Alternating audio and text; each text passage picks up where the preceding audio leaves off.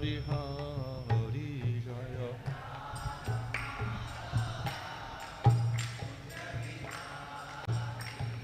Rohi Janavalava Girivardhari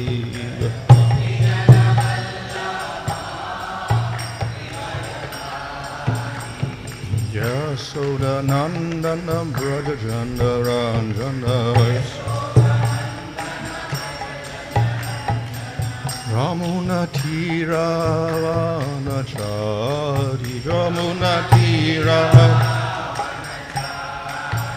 Jaya Radha Madhava Kunjali Hari Jaya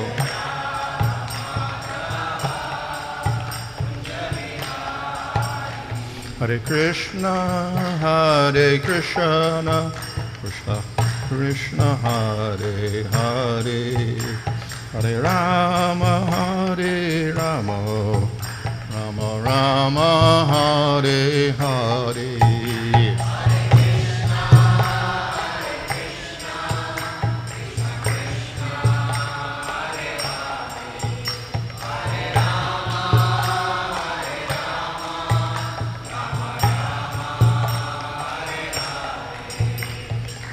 Prabhupada, Prabhupada, Prabhupada Jaya, Prabhupada Jaya.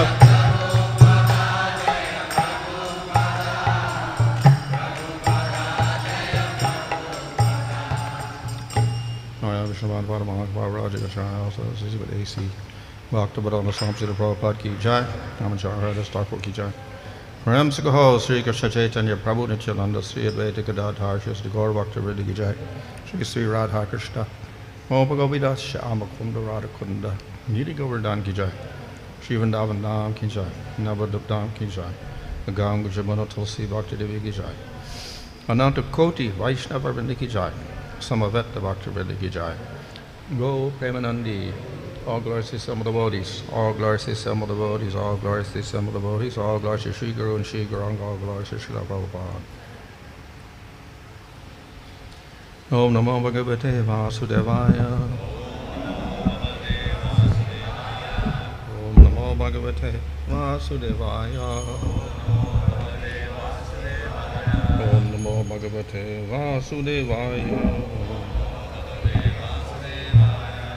Namo Om Vishnupadaya Krishna Prishta Bhutale Shrimate Bhaktivedanta Swami Niti Namane Namaste Saraswati Devi Gauravani Prashadane Nirvishesha Shunyavadi Pastachadesha Chadane Sri Krishna Chaitanya Prabhu Nityananda Sri Advaita Gadadhar Shivasadi Gaur Bhakta Vrinda Hare Krishna Krishna Krishna Hare Hare Hare Rama Rama Rama Hare Hare. From Srimad Bhagavatam Canto 12 Chapter 10 Verse 33. Kam vṛṇe param bhūman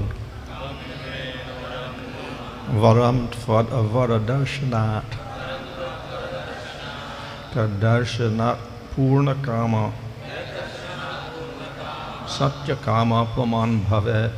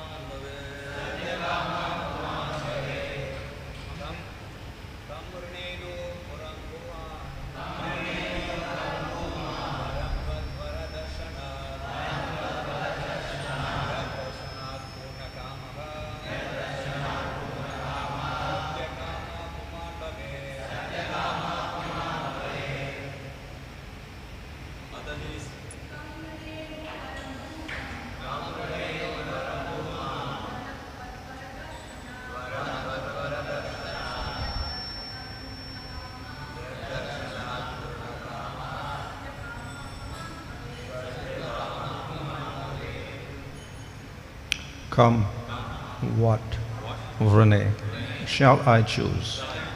Nu, indeed, param, other, bhūman, O all-pervading Lord, varam, benediction, tvat, from you, of vara-darśanāt, the sight of whom is itself the highest benediction. Yad, of whom, vara-darśanāt, from the seeing, pūrṇa-kāmaḥ, full in all desires, satya-kāmaḥ, able to achieve anything desired, pumān, a person, bhavet, becomes. Translation: O all-pervading Lord, since I have received the benediction of seeing you, what other benediction can I ask for? Simply by seeing you, a person fulfills all his desires and can achieve anything imaginable. But I do request one benediction from you, who are full of all perfection and able to shower down the fulfillment of all desires. I ask to have unfailing devotion for the Supreme Personality of Godhead and for His dedicated devotees, especially you. Purport: the words takpareshu tata tvai clearly indicate that Lord Shiva is a devotee of the Supreme Lord, not the Supreme Lord Himself, because a representative of God is offered the same protocol as God Himself. Markandeya Rishi addresses Lord Shiva as Lord in previous verses. But now, it is clearly revealed that, as stated throughout Vedic literature, Lord Shiva is an eternal servant of God and not God Himself. Desire manifests itself within the mind and heart according to the subtle laws governing consciousness. Pure desire to engage in the loving service of the Lord brings one to the most exalted platform of consciousness. And such a perfect understanding of life is available only by the special mercy of the Lord's devotees.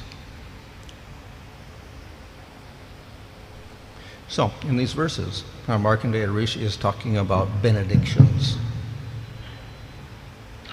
இந்த பதங்களில் மார்க்கண்டேய ரிஷி வரங்களை பற்றி பேசுகிறார். And he's also talking about desires. அதோடு ஆசைகளை பற்றியும் பேசுகிறார். So, people have desires and then they ask for benedictions. மக்களுக்கு ஆசைகள் இருக்கிறது, அதன் காரணமாக வரங்களை கேட்கிறார்கள். And on the lower level, in the material world, we'll see that takes place in worshipping devatas. தாழ்ந்த நிலையில் பௌதிக உலகத்தில் தேவர்கள் வழிபாடு மூலமாக இது நடைபெறுகிறது. In terms of Supreme Lord, of course, one can do the same thing. One can see the Supreme Lord and ask for some benediction, some material benediction. இதே விஷயத்தை பரமபுருஷ பகவானிடமும் ஒருவர் செய்யலாம். ஒருவர் பரமபுருஷ பகவானை பார்த்து வரங்கள் கேட்கலாம். But when we practice pure bhakti, then we are told we shouldn't have desires. ஆனால் தூய பக்தி பயிற்சி செய்யும் பொழுது நமக்கு ஆசைகள் இருக்கக்கூடாது என்று அறிவுறுத்தப்படுகிறது. So therefore, the devotees practicing pure bhakti, they don't ask for material benedictions from the Lord. எனவே தூய பக்தி பயிற்சி செய்யும் பக்தர்கள் பௌதிகமான வரங்களை பகவானிடம் கேட்பதில்லை. So they do not ask while they're doing sadhana, and of course, people who have prema obviously do not ask. சாதன பக்தர்களே கேட்பதில்லை, பிரேமநிலை பக்தர்கள் இதை பற்றி சிந்திப்பது கூட இல்லை. But we should not think that the devotee has no desires. ஆனால் பக்தர்களுக்கு ஆசை இல்லை என்று நாம் நினைக்க கூடாது.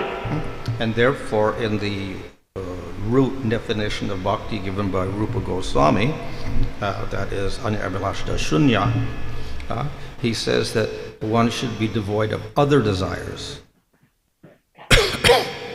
பக்தியை பற்றி ரூப கோஸ்வாமி அன்யாபிலாஷ சூன்யம் என்று விளக்கும் பொழுது மற்ற பௌதிக ஆசைகள் இல்லாமல் இருக்க வேண்டும் என்று குறிப்பிடுகிறார். Other desires meaning desire for material things or desire for liberation. வேறு ஆசைகள் என்றால் முக்திக்கான ஆசை, பௌதிகமான ஆசைகள். So, the implication there, of course, is other desires are there, so there must be some other desire that you can have. அப்படி என்றால் நமக்கு வேறு சில ஆசைகள் இருக்கலாம் என்று பொருள்படுகிறதே. So, it is true that the devotees do have desires. பக்தர்களுக்கு ஆசைகள் இருப்பது உண்மைதான். And here we see that Markandeya Rishi says, well, I don't want anything, but I do want something. இங்கே மார்க்கண்டேய ரிஷி எனக்கு எதுவும் வேண்டாம், ஆனால் எனக்கு ஒரு விஷயம் வேண்டும் என்று கேட்கிறார். So he has desire to have devotion to the Lord. பகவானின் மேல் பக்தி கொள்ள வேண்டும் என்ற ஆசை அவருக்கு இருந்தது. And a desire to have devotion to the devotees of the Lord. பகவானின் பக்தர்களின் மேல் பக்தி கொள்ள வேண்டும் என்ற ஆசையும் அவர் கொண்டிருந்தார். So the pure jiva by nature is never devoid of desire. தூய ஜீவாத்மாக்கள் இயல்பாகவே ஆசைகள் கொண்டிருக்கிறது. So in the spiritual world, the devotee is constantly desiring to do different things to please the Lord. ஆன்மீக உலகத்தில் பக்தர்கள் எப்பொழுதும் பகவானை திருப்திப்படுத்த பல வகையான செயல்கள் செய்ய வேண்டும் என்று ஆசைப்படுகிறார்கள். When those desires are minimal, we can say it is shanta rasa. அந்த ஆசைகள் மிக குறைவான நிலையில் இருக்கும் பொழுது அது சாந்தரசம் என்று அழைக்கப்படுகிறது. And when those desires are zero, we can say that you're in Brahman. சுத்தமாக அந்த ஆசைகளே இல்லை, பூஜ்யம் என்று கூறும் பொழுது அவர் பிரம்மன் என்ற நிலையில் இருக்கிறார். Or if you're in the material world, of course, the desires to serve the Lord is zero, but then you have the other desires. பௌதிக உலகத்தில் நீங்கள் இருந்தால் பகவானுக்கு சேவை செய்ய வேண்டும் என்ற ஆசை உங்களுக்கு இருப்பதில்லை, மாறாக வேறு ஆசைகள் உங்களிடம் உள்ளது. So the position of Brahman is no desire to serve Krishna, no desire for material things. பிரம்மன் என்ற நிலையில் ஒரு ஜீவாத்மா கிருஷ்ணருக்கு சேவை செய்ய வேண்டும் என்று ஆசைப்படுவதும் இல்லை, பௌதிகமான ஆசைகளும் கொள்வதில்லை. And in the spiritual world, desire to serve the Lord. ஆன்மீக உலகத்தில் ஜீவாத்மா பகவானுக்கு சேவை செய்ய ஆசைப்படுகிறது. And in the material world, desire to serve the senses for material enjoyment. பௌதிக உலகத்தில் ஜீவாத்மா பௌதிக புலன்களை திருப்திப்படுத்த வேண்டும், அதன் மூலம் அனுபவிக்க வேண்டும் என்று ஆசைப்படுகிறது. So of course that's expressed in Chaitanya Charitamrita where it says the process of bhakti is to convert kama, desire for material enjoyment, into prema, desire to serve the Lord. இதை பற்றி விளக்கும் பொழுது இந்த பக்தி என்ற மார்க்கமானது காமம் அல்லது பௌதிகமான ஆசையை பகவானுக்கு சேவை செய்ய வேண்டும் என்ற ஆசையாக மாற்றுவது என்று விளக்கப்படுகிறது. And it's not simply desiring to get rid of material desire. பௌதிக ஆசைகளை மட்டும் கைவிட வேண்டும் என்ற அளவில் அது நிற்பதில்லை. So if we concentrate on simply getting rid of the material desire, then we'll end up with this impersonal Brahman.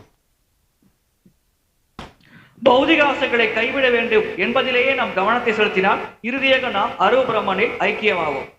So how do we get to the position of having spiritual desire? ஆன்மீகமான ஆசைகளை கொள்ளும் நிலையை நாம் எப்படி அடைவது? That is achieved by the performance of bhakti. இது பக்தி செயல்களை செய்வதன் மூலமாக அடையப்படுகிறது. So if we don't do bhakti, that spiritual desire will not develop.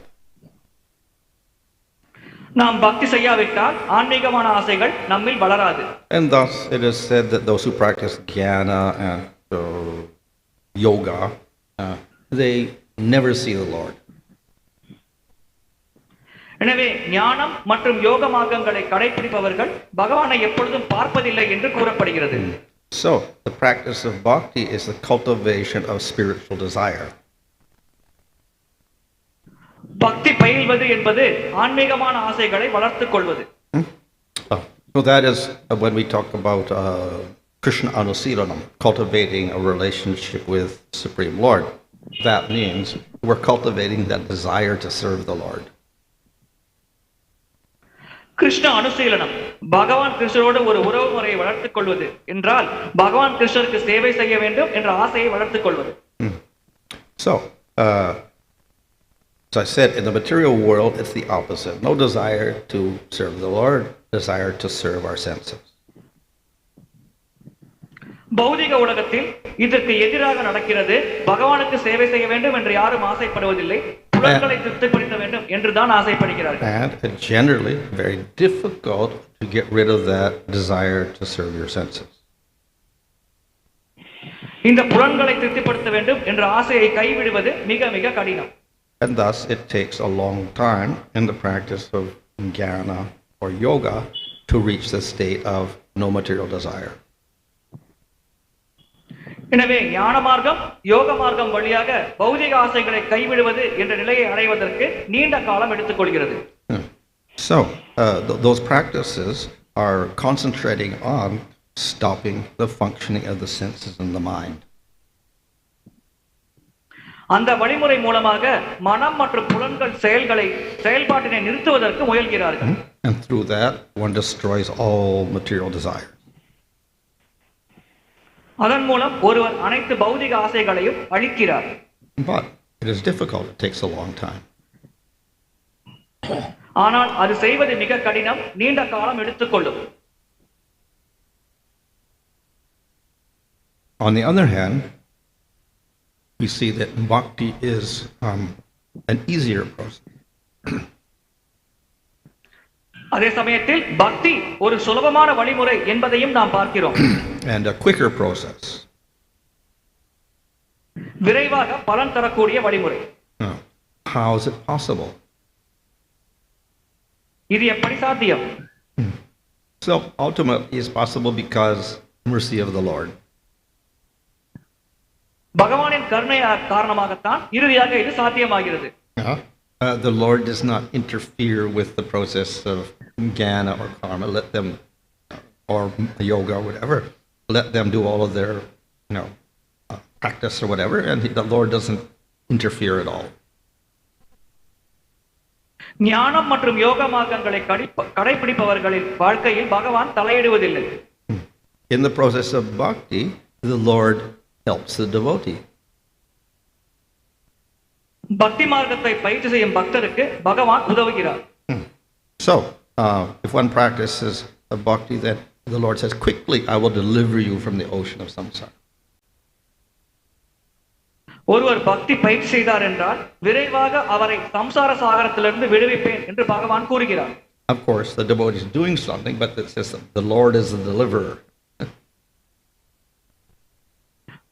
பக்தர் ஏதோ செய்து கொண்டிருக்கிறார், ஆனால் இறுதியாக பகவான் தான் விடுவிப்பவர். So, there's always the assistance of the Lord in the process of bhakti. பக்தி மார்க்கத்தில் பகவான் எப்பொழுதும் உதவி புரிகிறார்.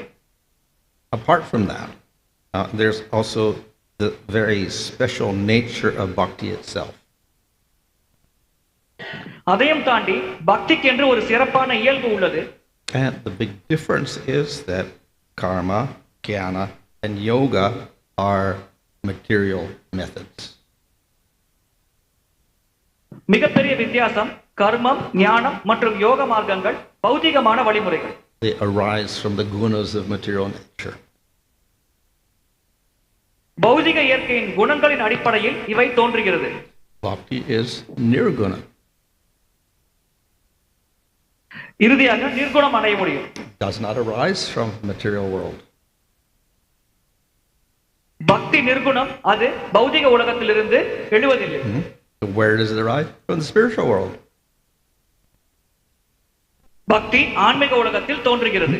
So bhakti is said to be a manifestation of the Rup Shakti or internal energy of Krsna. பக்தி பகவானின் சொரூப சக்தி அல்லது அந்தரங்க சக்தியின் வெளிப்பாடாகும்.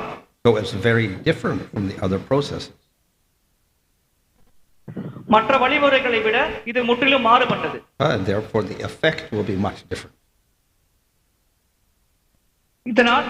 இதனால் அடையக்கூடிய பலனும் முற்றிலும் மாறுபட்டது. The only question is, well, yes, spiritual, nirguna, whatever, but how does it manifest in the material world? இங்கே ஒரே கேள்வி என்னவென்றால் இது எப்படி பௌதிக உலகத்தில் வெளிப்படும்? Well, it is just like Krishna. How does Krishna manifest in the material world? எப்படி கிருஷ்ணர் பௌதிக உலகத்தில் வெளிப்படுகிறாரோ அதே போலத்தான் வெளிப்படும். So if something is spiritual, then it can come into the material world. It doesn't get affected. பக்தி ஆன்மீகமானது அது பௌதிக உலகத்திற்குள் வந்தாலும் பாதிக்கப்படாது. Of course, we can say, well, Krishna comes in the material world, the demons see him, they just see him as a material being. True. கிருஷ்ணர் இந்த பௌதிக உலகத்திற்கு அவதரிக்கும் பொழுது அசுரர்கள் அவரை பார்க்கிறார்கள், ஆனால் அவர் ஒரு பௌதிகமான மனிதர் என்று கருதுகிறார்கள். That in no way affects Krishna. It's simply your perception, your clouded perception. இது எந்த வகையிலும் கிருஷ்ணரை பாதிக்காது, இது அவர்களின் புரிதலாகும். Similarly, the process of bhakti and also the holy name are spiritual. They come in the material world and they remain pure, uncontaminated. அதேபோல் பக்தி மார்க்கம் மற்றும் புனித நாமம் இரண்டுமே ஆன்மீகமயமானது. அது பௌதிக உலகத்திற்குள் வந்தாலும் களங்கம் அடைவதில்லை, தூய்மையாக இருக்கிறது. But because of our material coverings, then we don't get the full benefit. நம்முடைய பௌதிக திரைகள் காரணமாகத்தான் முழு பலனையும் நம்மால் அடைய முடிவதில்லை. But by continual practice of bhakti, gradually, the anarthas decrease and we get more and more of the spiritual benefit. ஆனால் பக்தி பயிற்சி செய்ய செய்ய அனர்த்தங்கள் படிப்படியாக குறைகிறது, அதனால் அதிகமான ஆன்மீக பலன்கள் நமக்கு கிடைக்கிறது. So if one goes through the stages of sadhu sangha, anartha nivritti, nishta ruchi, asakti, if one gets to the stage of bhava, then that's when that shakti really manifests. சாது சங்கா, அனர்த்த நிவர்த்தி போன்ற நிலைகளை கடந்து ஒருவர் பாவ நிலையை அடையும் பொழுதுதான் அந்த சக்தி உண்மையில் வெளிப்பட ஆரம்பிக்கும். So in the bhava is defined as a manifestation of the hladini and samvit shaktis of the Lord, internal shakti of the Lord. பாவ நிலை என்பது பகவானின் கிளாதினி மற்றும் சம்பித் ஆகிய அந்தரங்க சக்திகளின் வெளிப்பாடு ஆகும். And in prema that fully manifests. பிரேம நிலையில் இது முழுமையாக வெளிப்படும். And before that, covered over because of our coverings. அதற்கு முந்தைய நிலைகளில் நம்முடைய திரைகள் காரணமாக அது மறைக்கப்படும். Nevertheless, even if we're covered over, it has effect.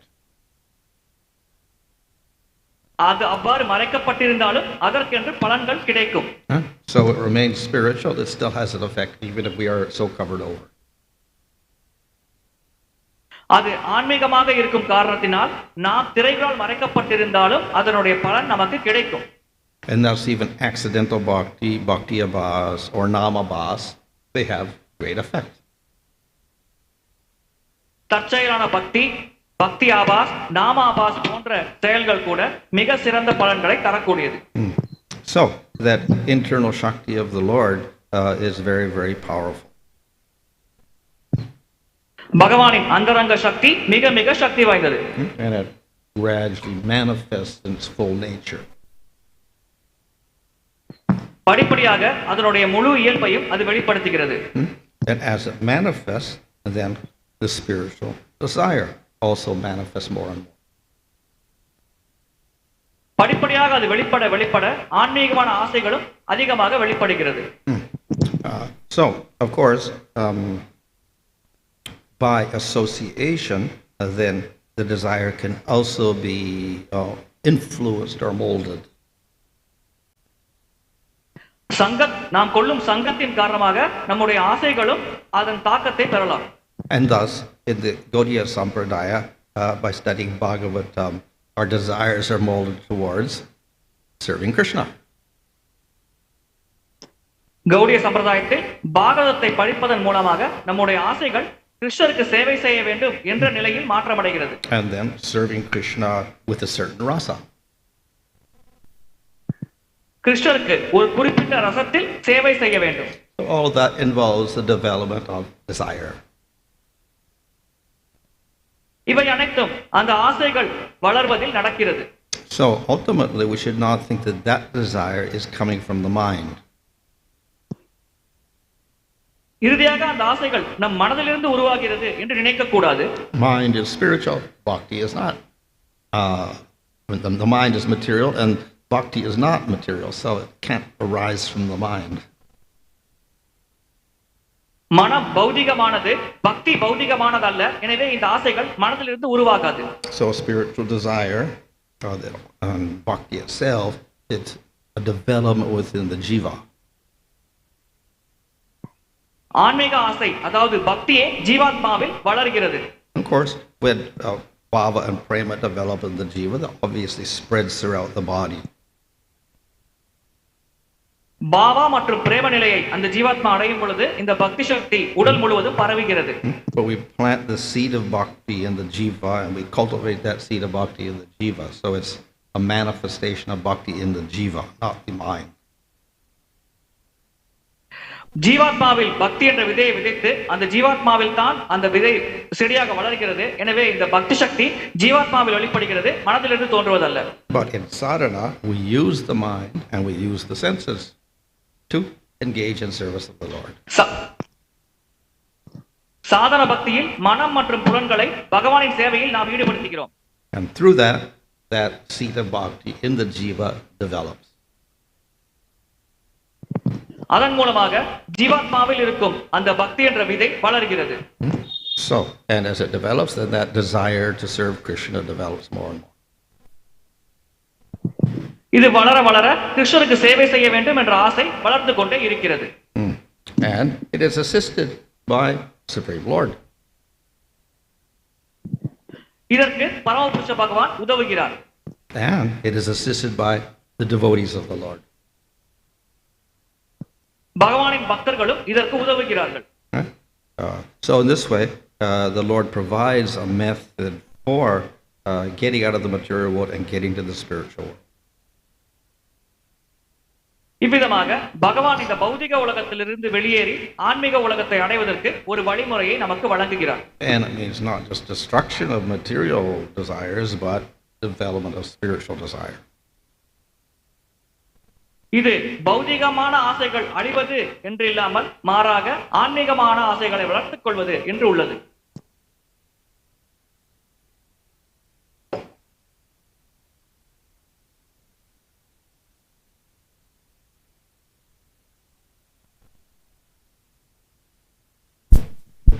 Maharaj, you mentioned that there is a progress in, as we practice bhakti, we progress from neophyte stage to slowly we reach prema at one level. So on what stage does the spiritual body manifest for a devotee? பக்தி பயிலும் பொழுது ஆரம்ப நிலையிலிருந்து வளர்ந்து வளர்ந்து நாம் பாவா பிரேம நிலையை அடைகிறோம். எந்த நிலையில் ஒரு பக்தருக்கு ஆன்மீக சரீரம் வெளிப்படும்? So in the stage of bhava, then one can see the Lord. பாவ நிலையில் ஒருவர் பகவானை பார்க்க முடியும். To see the Lord, one has to have spiritual eyes. பகவானை பார்ப்பதற்கு ஒருவருக்கு ஆன்மீகமான கண்கள் தேவை. But of course, in bhava, it's not fully developed. ஆனால் பாவ நிலையில் அது முழுமையாக வளர்ச்சி அடைவதில்லை. So in prema, then we have the full development of the spiritual body with the senses and service. பிரேம நிலையில் தான் ஆன்மீக உடல் அதனுடைய புலன்களோடு முழு வளர்ச்சி அடைந்த நிலையில் இருக்கிறது.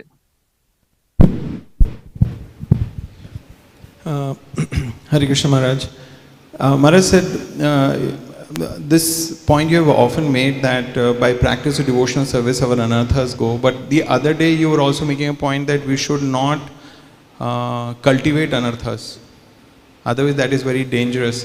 So my question is, one, we should not deliberately cultivate some anartha, but should there be a deliberate effort in identifying our anarthas and possibly working towards a solution for that? பக்தி பயிலும் பொழுது அனர்த்தங்கள் தன்னிச்சையாக நம்மை விட்டு சென்றுவிடும். ஆனால் நாம் வேண்டுமென்றே உள்நோக்கத்தோடு அனர்த்தங்களை வளர்த்துக் கொள்ளக்கூடாது என்று கூறினீர்கள். அவ்வாறு இருக்கையில் நாம் பக்தி பயிலும் பொழுது உள்நோக்கத்தோடு அனர்த்தங்களை வளர்த்துக் கொள்ளக்கூடாது. ஆனால் உன்னிப்பாக கவனித்து நம்மிடம் இருக்கும் அனர்த்தங்களை போக்கிக் கொள்ள ஏதேனும் முயற்சி செய்யலாமா? So if bhakti is practiced properly, then we go through anartha vriti and the anarthas are destroyed. பக்தி சரியாக பயிர் செய்யும் பொழுது அனர்த்த நிவர்த்தி நிலையை நாம் அடைகிறோம். அப்பொழுது அனர்த்தங்கள் படிப்படியாக அழிந்து விடுகிறது. If we don't practice properly, then anarthas don't get completely destroyed, or they don't just get destroyed quickly. நாம் சரியாக பக்தி பயிற்சி செய்யாவிட்டால் அனர்த்தங்கள் விரைவாக அழிக்கப்படாது. And then with those anarthas we may start indulging in those anarthas. அந்த அனர்த்தங்கள் இருக்கும் காரணத்தினால் நாம் அந்த அனர்த்தங்களை செயல்படுத்த முயற்சிப்போம். So that is like a person plants a seed and he grows the plant and grows the plant and then weeds grow up. இது ஒரு நபர் விதை விதைத்து அந்த செடியை வளர்க்கும் பொழுது அப்பொழுது வளரும் களைகளை போன்றது. So a careful gardener will pull out the weeds. கவனமாக ஒரு தோட்டக்காரர் செயல்படும் பொழுது அந்த களைகளை பிடுங்கி எறிவார். That is also part of the cultivation of bhakti. இதுவும் பக்தியை வளர்த்துக் கொள்வதில் ஒரு பகுதியாகும். A careless gardener won't worry about the weeds, let them grow. கவனமில்லாத தோட்டக்காரர் அந்த களைகளை பற்றி கவலைப்படாமல் அதை வளர்வதற்கு அனுமதிப்பார். He may become so bewildered that may be interested in cultivating weeds. நாம் பார்க்கும் பொழுது திகைப்படையலாம். ஏனென்றால் அந்த தோட்டக்காரர் களைகளை வளர்க்க ஆசை கொள்கிறார் என்று நினைக்கலாம். So in other words, the cultivation of bhakti is not proper at all. வேறு விதமாக கூற வேண்டுமென்றால் பக்தி நாம் வளர்க்கும் முறையே தவறானது என்று கூறலாம். So therefore the devotee always has to be alert to also see where there are any obstacles, etc., and try to, in the best way he can, to solve those problems. எனவே பக்தர்கள் பக்தி மார்க்கத்தில் இருக்கும் பிரச்சனைகள் மேல் எப்பொழுதும் கவனமாக இருக்க வேண்டும். எந்த வழியில் அந்த பிரச்சனைகள் தீர்க்க முடியும் என்பதில் அவர் கவனம் செலுத்த வேண்டும். So Maharaj, in essence, we neither indulge in existing anarthas, we try avoid that, and we are very careful that no new anarthas come up. Well, if they do, then we try to pull them out. ஏற்கனவே இருக்கும் அனர்த்தங்களை நாம் குறைக்க முயற்சிக்கிறோம், புதிய அனர்த்தங்கள் உருவாகாமல் தடுக்க முயற்சிக்கிறோம் என்று கூறலாமா என்பது கேள்வி. அவ்வாறு செய்தால் நாம் பக்தியில் முன்னேற முடியும் என்பது மகாராஜன் பதில். Maharaj, what is the relationship between the we talk about Vaishnava etiquettes, what is the relationship between anarthas and etiquette? Because of course it is logical when we advance in devotional practices and devotional culture, then our etiquettes also, we should become very cultured and we should follow the etiquette. So that also would naturally come, or that has to be cultivated again. The etiquette, the behavior that we have with other devotees and வைஷ்ணவரின் நடத்தை என்பதற்கும் அனர்த்தங்களுக்கும் உள்ள தொடர்பு என்ன? இந்த வைஷ்ணவரின் நடத்தை என்பது பக்தியில் முன்னேற தன்னிச்சையாக வெளிப்படுமா அல்லது நாமாக முயற்சி செய்து இந்த பண்புகளை வளர்த்துக் கொள்ள வேண்டுமா? Well, the details you may have to learn, but the principles are, we could say, inherent in bhakti itself. அதை பற்றிய விளக்கங்களை நாம் கற்றுக்கொள்ள வேண்டும். ஆனால் அதன் கோட்பாடுகள் பக்தியின் ஒரு அங்கமாகவே இருக்கிறது. One of the primary angas of bhakti is association with devotees. பக்தர்களோடு சங்கம் கொள்வது பக்தியின் பிரதானமான அங்கமாகும். And of course one of the essentials of bhakti is what? Humility and tolerance, etc. பணிவு, பொறுமை போன்ற குணங்கள் பக்திக்கு மிகவும் அவசியமான குணங்களாகும். So we can say that is the basis of all forms or rules of etiquette that we have. இது அனைத்து வகையான விதிகளிலும் மிகவும் அடிப்படையான விதிகள் என்று கூறலாம். Maharaj, also the session today, your session was talking about developing spiritual desires. So we understand, I mean, most devotees who come in touch with ISKCON, who accept ISKCON, that Krsna is the Supreme Lord. And we are governed by the rules of sadhana. So Maharaj, initially we may just have desire to follow those rules. We may not have more higher desires. But when we ourselves, we have certain qualities and we have certain skills and we have certain talents.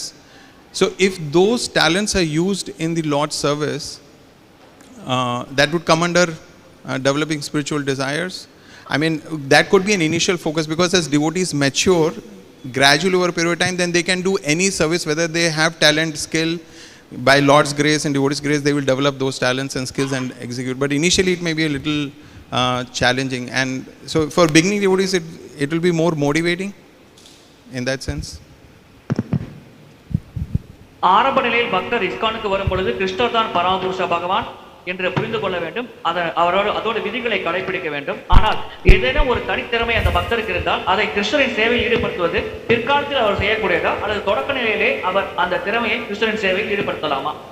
So in the material world, of course, we can have desires to serve the Lord in various ways. பௌதிக உலகத்தில் பகவானுக்கு நாம் பல வழிகளில் சேவை செய்யலாம் என்ற ஒரு ஆசையை வளர்த்துக் கொள்ளலாம். And of course, because we're in the material with material body, we always have to express our bhakti by using material things. நாம் பௌதிக உலகத்தில் பௌதிக உடலோடு இருக்கும் காரணத்தினால் நம்முடைய பக்தியை பௌதிகமான பொருட்கள் கொண்டுதான் நம்மால் வெளிப்படுத்த முடியும். But when we're talking about spiritual desire, ultimately it also refers to the desire to serve Krishna in a particular way. ஆன்மீகமான ஆசை என்று கூறும் பொழுது ஒரு குறிப்பிட்ட வழிமுறையில் அது கிருஷ்ணருக்கு சேவை செய்ய வேண்டும் என்ற ஆசையை குறிப்பிடுகிறது. So when we speak of prema, we're not talking about your desire to make money for Krishna by starting a company or something like that. We're not that's not prema. பிரேமை என்று நாம் குறிப்பிடும் பொழுது கிருஷ்ணருக்காக பணம் ஈட்டுவதற்காக ஒரு நிர்வாகத்தை உருவாக்க வேண்டும் என்று நாம் கூறவில்லை. இது Krishna பிரேமையாக கருதப்படாது. In prema, we're talking about directly desires funneled or directed towards Krishna himself. அவ்வாறு இல்லாமல் நேரடியாக கிருஷ்ணருக்கு சேவை செய்ய வேண்டும் என்ற ஆசைகளை வளர்த்துக் கொள்வது. But in the performance of sadhana bhakti, obviously we're engaging our mind and our senses, etc. So therefore the desires can be engaged in different ways. சாதன பக்தியில் நம்முடைய மனம் மற்றும் புலன்களை பலவிதமான சேவைகளில் ஈடுபடுத்துகிறோம். எனவே பல வழிகளில் மனம் மற்றும் புலன்கள் ஈடுபடுகிறது. You said mixed bhakti is better than no bhakti, and in the process of bhakti it is higher than yoga, jnana and karma. So on that case, whether anarthas are removed even in the mixed bhakti or not? கலப்பட பக்தி இல்லாததை விட சிறந்தது என்று கூறினீர்கள். அது கர்ம, ஞான மற்றும் யோக மார்க்கத்தை விட உயர்ந்தது என்று கூறினீர்கள். எனவே இந்த அனர்த்த நிவர்த்தி என்பது கலப்பட பக்தி என்ற நிலையில் கூட ஏற்படுமா? What's the actual question? What happens? If the anarthas are removed even in the mixed bhakti? Yeah, if you do mixed bhakti, then Krishna responds and he gives you material things if you want material things. கலப்பட பக்தி செய்யும் பொழுது கிருஷ்ணர் பதிலளிக்கிறார். உங்களுக்கு பௌதிகமான பொருட்கள் மேல் ஆசை இருந்தால் அந்த பௌதிகமான வரங்களை கிருஷ்ணர் வழங்குகிறார். It's better than worshiping a devata because whatever the devata gives ultimately given by Krishna anyway. தேவர்களை வழிபாடை விட இது மேலானது. ஏனென்றால் தேவர்கள் என்ன வரம் கொடுத்தாலும் இறுதியாக அந்த வரத்தை கிருஷ்ணர் தான் கொடுக்கிறார். And because you're worshiping Krishna directly, you also get purified to a higher degree. நேரடியாக நாம் கிருஷ்ணரை வழிபடும் காரணத்தினால் நாம் மிக உயர்ந்த நிலையில் தூய்மை அடைகிறோம்.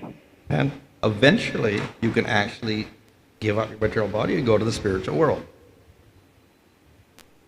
இந்த பௌதிக உடலை விட்டு நாம் ஆன்மீக உலகத்தை அடையலாம். But because the practice of bhakti was not very strong, being mixed with material desires, the relationship with the Lord in the spiritual world is also very weak. ஆனால் இந்த பக்தி பலமாக இல்லாமல் பௌதிக ஆசைகளோடு கலந்து இருக்கும் காரணத்தினால் ஆன்மீக உலகத்தில் நாம் பகவானோடு கொண்டிருக்கும் உறவு முறையும் பலவீனமாகத்தான் இருக்கும். So one can attain sarupya and salokya. So you get a nice form in the spiritual world, nice palace, etc. in the spiritual world, and some relationship with the Lord which is very weak. ஸ்வரூபியா மற்றும் சலோக்கிய முக்கிய ஒரு அடையலாம். நல்ல வடிவம், நல்ல வசதியான வீடு போன்றவற்றை அடையலாம். ஒரு குறிப்பிட்ட பலவீனமான உறவு முறையை பகவானோடு அவர் கொள்ளலாம். Hare Krishna. Online questions, please. Hare Krishna Maharaj, this is Gauramandal Das. We had about 97 devotees have joined online. There are few questions. The first question is from Swarna Madhav Prabhu. Hare Krishna Maharaj, Jiva's inherent nature is to have desires. How then those who attain pumān have zero desires? Kindly clarify. ஆசைகள் கொள்வது என்பது ஜீவாத்மாவின் இயல்பு. அவ்வாறு இருக்கையில் பிரம்மஜோதியில் ஐக்கியமாகும் நபர்கள் எப்படி ஆசைகள் இல்லாமல் இருக்கிறார்கள்? So, according to one's goal, one can achieve different results.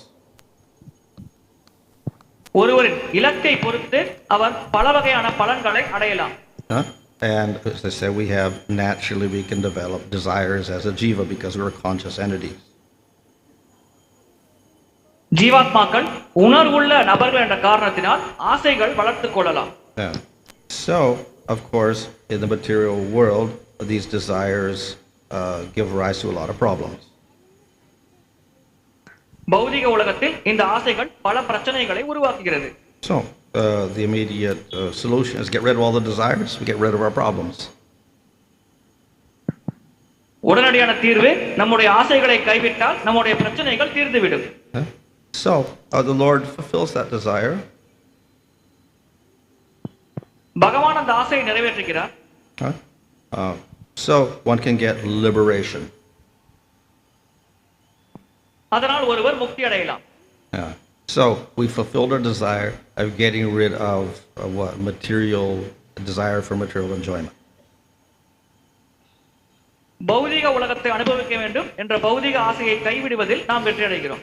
To do that, we also have to minimize our own identity. We can't erase it, but we minimize it. அவ்வாறு செய்யும் பொழுது நாம் நம்முடைய அடையாளத்தை மிக குறைந்த அளவில் கொள்ள வேண்டும். அதை அடையாளத்தை முற்றிலுமாக நீக்க முடியாது, ஆனால் மிக மிக குறைந்த அளவில் வைத்திருக்க வேண்டும். And we minimize perception. நாம் புரிந்து கொள்வதையும் குறைந்த அளவில் வைத்துக் கொள்கிறோம். So then we end up with a position of having a minimized identity with minimized perception in Brahman. அது ஒரு பிரம்மனில் ஐக்கியமாகும் பொழுது மிக குறைந்த அடையாளப்படுத்திக் கொள்வது, மிக குறைந்த ஆசைகள் கொள்வது என்ற நிலையை அந்த ஜீவாத்மா அடைகிறது. So it's not that the jiva does not cease to exist. The jiva is still there, but he's minimized his identity, he's minimized his perceptual ability, so he's in a position of neutrality, so to speak. ஜீவாத்மா அழிவதில்லை, அது எப்பொழுதும் இருக்கிறது. ஆனால் ஆசைகள் மற்றும் புரிந்து கொள்ளும் அளவு ஆகியவற்றை மிக குறைந்த நிலையில் கொண்டிருக்கிறது. எனவே அது ஓரளவிற்கு நடுநிலை வகிக்கிறது. Thank you, Maharaj. The next question is from Rajagopal Prabhu. Shiva is considered a guna avatar of Lord like Matsya and not a jiva. So, is it right to say Lord Shiva is an eternal servant of God and not God himself? Sivaperuman பகவானின் குணாவதாரம் மச்சாவதாரம் அல்லது ஜீவாத்மா போன்ற ஒரு நிலை சிவபெருமான் வகிப்பதில்லை. அவ்வாறு இருக்கையில் சிவபெருமான் பகவானின் நித்தியமான சேவகர் என்று கூறுவது சரியா?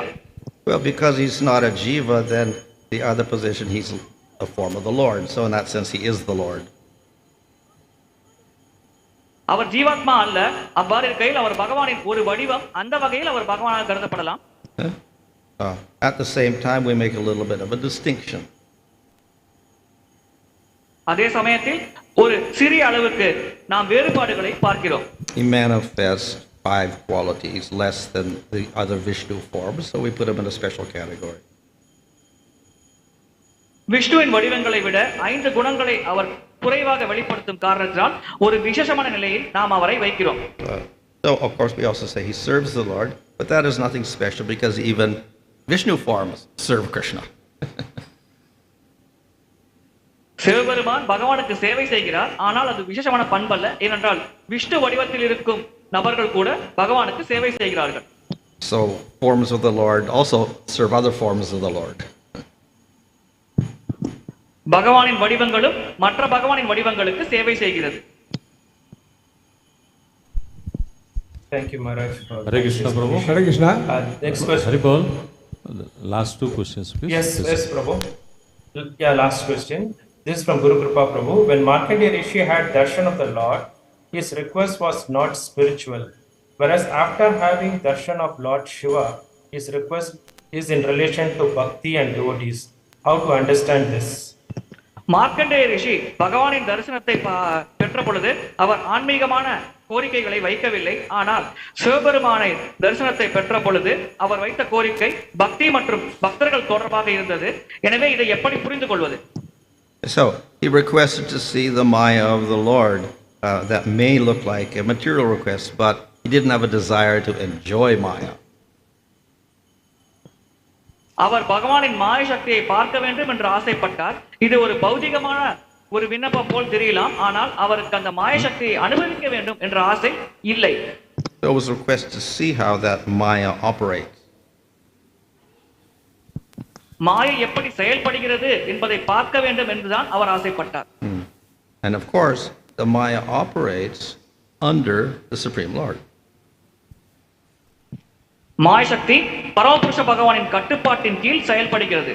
So by seeing how Maya operates and understanding the Lord as the controller of Maya, we also develop some devotion to the Lord, and we get some higher understanding of the power of the Lord.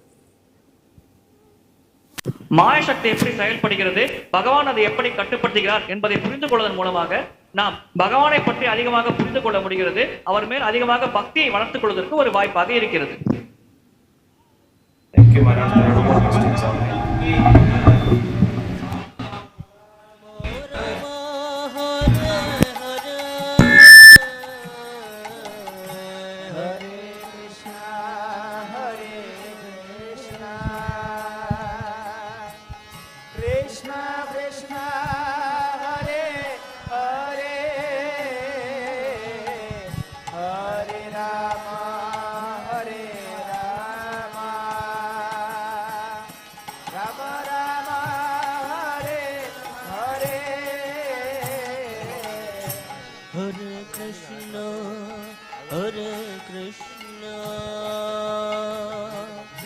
Krishna Krishna Hare Hare Hare Rama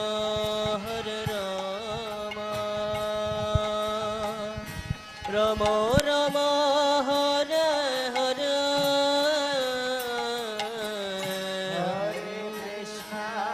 Hare Krishna Krishna Krishna